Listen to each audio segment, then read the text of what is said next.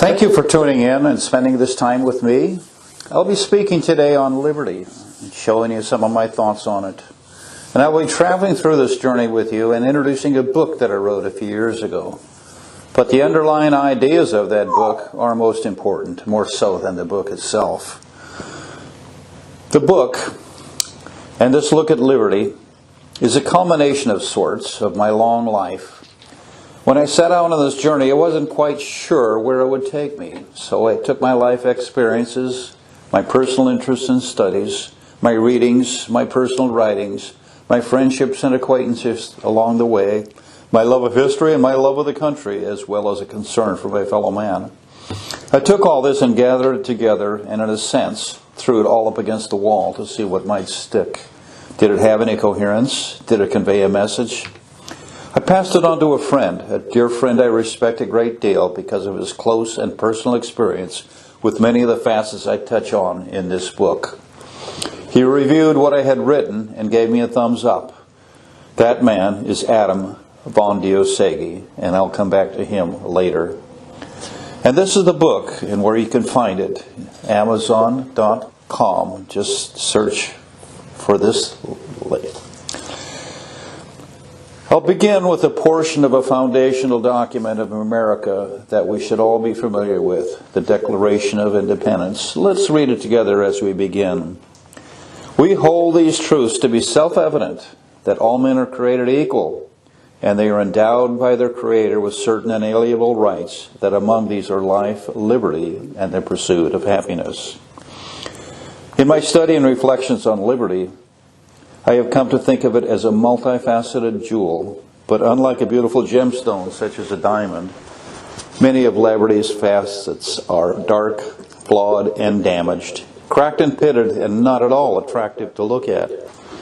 But the true facet of liberty is brilliant and reflects the light of hope and promise. And what are the facets of liberty that I've found? Let's briefly scan through some of them. Well, what is it? It's rarity. And we yearn for it, and we fight for it. It has a price, and it has value, and we need to remember it. Can we learn? Can we learn? And there may be more. So let us begin this journey. But first, let me set the stage. A few years back, I visited Normandy in France, where on June 6, 1944, the liberation of Europe began in World War II. We visited the small coastal village of Sainte Marie-Église, where I found another Statue of Liberty, the picture above. Sainte Marie-Église was the first village liberated from Nazi occupation, with the U.S. 82nd and 101st Airborne being dropped in from the air. I was captivated by this sculpture just off the village square, and it became a centerpiece of my visit there, and as you can see, became central to my theme.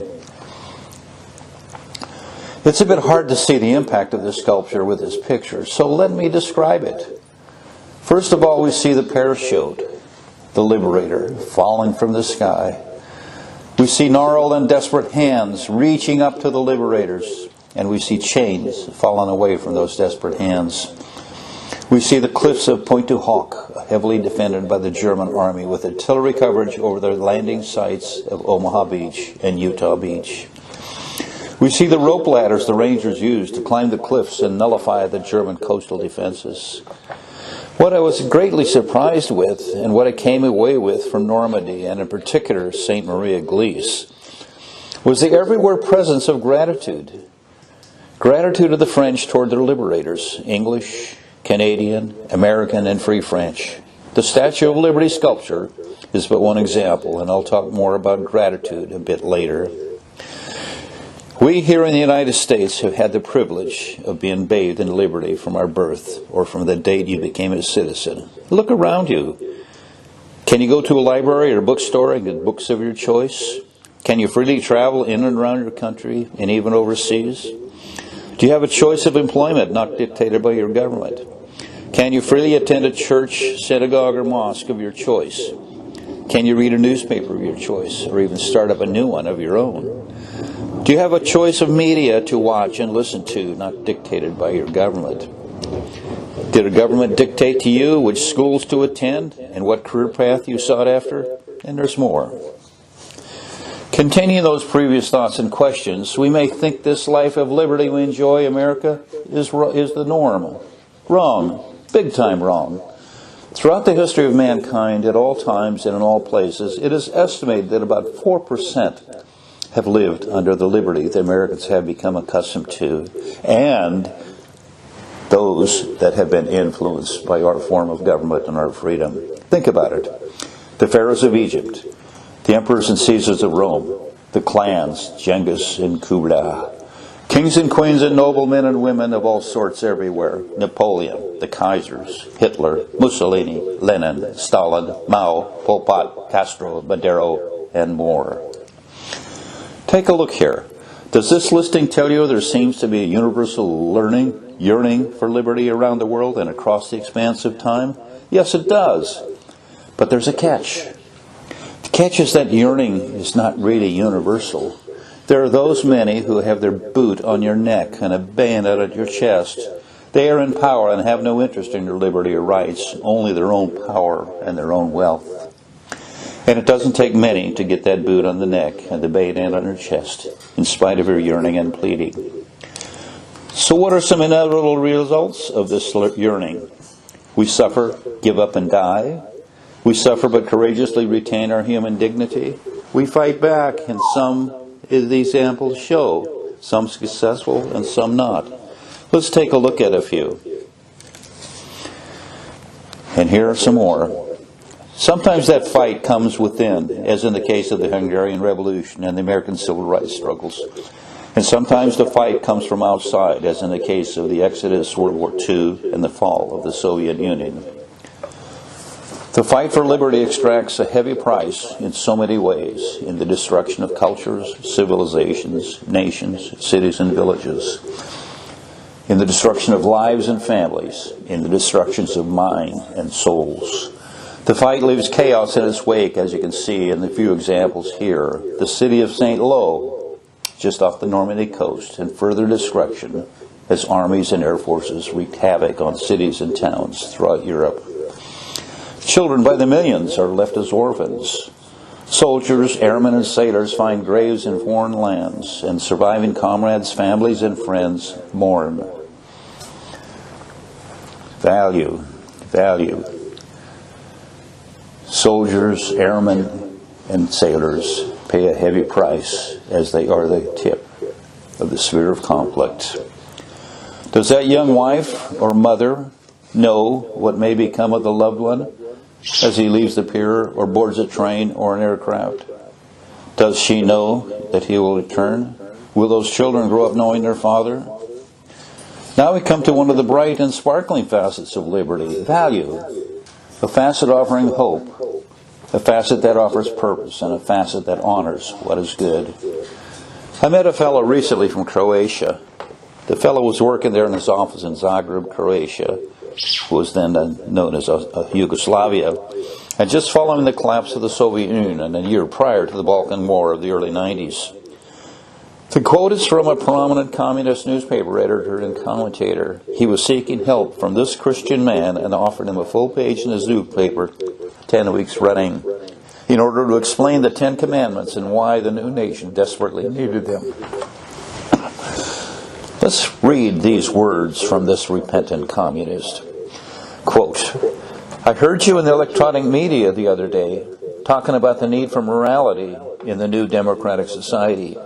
You mentioned the 10 Commandments as essential for a stable society, good families, work ethics, etc. I couldn't find the 10 Commandments at first, and finally read them from my mother's prayer book. What you said was right. We desperately need these rules for public and private life. That man was 62 years old. The value of the American Revolution, both here in the United States and as time moved on, has been evident around the world. Recall earlier how Condoleezza Rice and the Stewart brothers show the dramatic expansion of liberty over the years, decades and centuries of American civilization showed the way for many around the world, often following horrific war, as in World War II. Take a look at post-war Europe and Japan, as well as South Korea. Was the American experiment in we the people, the form of government, perfect? No, not at all. and the founders knew that. But a seed was planted and grew mightily. There was the dark stain of slavery and a civil war in which, in a constitutional sense, freed the slaves. But it took almost a century to rid the nation of the leftover dregs of systemic government-sponsored racism. And I speak here of states and local municipalities. Is the American civilization perfect even today? No. Utopia has not yet arrived. But as the preamble of the U.S. Constitution states, its purpose is set forth, quote, in order to form a more perfect union, unquote. Not to establish mass confusion, nor to create utopia. Oh, how I hope I can impart to you how much this failed revolution, this Hungarian Revolution, has affected American life. I know, and I have known, some of these revolutionaries and have learned of others in recent years. My friend and Navy shipmate, Adam von Diosegi, who I recently connected with in Hungary, read my short book, Budapest at War, which is in large part a walking tour through the Budapest of Adam's youth as he traverses a life through the facets of liberty. Better yet, read his memoirs, Bridging Two Worlds. Search Amazon for von Diosegi and prepare yourself for a remarkable reading experience. My colleague for many years, Gabe Harke, was a very good engineer, a friend and a co-worker. I wish I'd paid more attention to Gabe's story when I knew him. Then there's Charlie Buda. We never knew Charlie, but we are now friends with his widow living in Idaho. She has put together Charlie's story as well as the story of their lives together in America, and it's compelling. And my short book, Immigration and Assimilation, a Hungarian Model, highlights and summarizes some of these amazing stories. I see it in my bookstore and Amazon. Here are some other examples of the value of liberty, most coming from the struggles of war, and yes, a yearning for liberty. May I always remember and honor the yearning, the struggle, the price paid, the value, and its very much rarity. Let's just read here and linger. Can we learn? Can we learn? And then we come to Reagan, President Ronald Reagan. This is a famous quote of his. Freedom is a fragile thing, and it's never more than one generation from extinction. It is not ours by inheritance. It must be fought for and defended constantly by each generation, for it comes only once to a people. Those who have known freedom and then lost it have never gained it again. Finally, in conclusion, I would like to read what I wrote about my friend Adam and his impact on me and my thinking. So here's what I read. Here's what I wrote. My goal in this work has been to capture the essence of liberty in a way that shines a bright light on its remembrance and preservation. As others before me, I seek to place liberty as a shining city on a hill. My nation, the United States of America, has been such a lighted city for many people around the world and for many years. There are many that could be chosen that personify and exemplify the ideals of liberty. One such person is my dear friend Adam von Diosegi, who occupies prominent space in this work. Adam occupies that space because he has shown to me a real-life embodiment of so many facets of liberty. He understands liberty as one who has experienced its rarity and is yearning for it when it is lost and is fighting to gain it and retain it. He, quote, grew up under Soviet occupation in Hungary and fought the Red Army with machine guns, Molotov cocktails, cobblestones in the 1956 Hungarian Revolution. I escaped with a shirt on my back and 2 wounds, courtesy of the glorious Red Army. End quote. Adam gained liberty in that shining city on the hill, but he paid the price. The price of having to leave his homeland, to see friends and family die or disappear, and forced to seek new beginnings. And his mother, of Hungarian aristocracy, started over with little but their own determination, innate skills, and the promise of liberty and opportunity in a new nation, a nation whose language is unknown and foreign to them. As a new citizen of this new nation, Adam was called once more to do battle the forces who would crush liberty in many places around the world. This force was communism, the same force Adam battled as a young man in his home country, Hungary. This time, that same evil was seeking to snuff out liberty in Vietnam. Adam was drafted into the military service and joined the U.S. Navy and served 3 years to the war zone of Vietnam with gratitude. That is where I first met him. Now Adam has come full circle with his lifelong brush with liberty. Following an adult lifetime as a free man in a free nation and leading a productive life, Adam and his wife Elise retired and moved back to a now free Hungary. The Hungarian Revolution lasted less than 3 weeks, from October 23rd till November 10th. But the Hungarian Revolution that convulsed Budapest and the rest of Hungary in the late 1956 sent shockwaves through Eastern and Central Europe that reverberated for decades. More than a few historians, in fact, cite the popular revolt as the first rip in the Cold War's Iron Curtain. Ronald Reagan labeled communism as, quote, the focus of evil in the world, end quote. He was correct in assessment and instrumental in, well, mostly eradicating that evil. Adam played a vital part in creating that rip in the Iron Curtain and removing the evil of communism. I am honored when I hear him call me his dear friend. Thank you so much for being here. You can find others of my books on my bookstore at Amazon.com. Good night, and thank you very much.